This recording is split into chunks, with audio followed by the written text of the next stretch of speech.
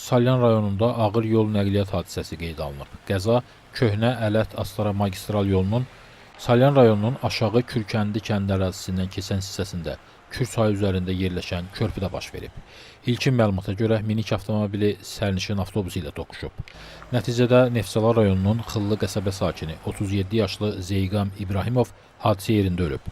Hadisə yerinə cəlb olunan Fövqəladə Hallar Nazirliyinin xilasediciləri tərəfindən avtomobildə sıxılmış vəziyyətdə qalan meyit çıxarılaraq aidiyyatı üzrə təhvil verilib. Salyan rayon mərkəzi xəstəxanasından verilən məlumata görə yol qəzası nəticəsində 2 nəfər təcili tibbi yardım şöbəsinə yerləşdirilib. Salyanda baş verən yol nəqliyyat hadisəsi ilə bağlı 18-12-2025-ci il tarixində 09:50 radələrində 2 nəfər kişi olmaqla Salyan rayon mərkəzi xəstəxanasının təcili yardım şöbəsinə hospitalizasiya edilmişdir.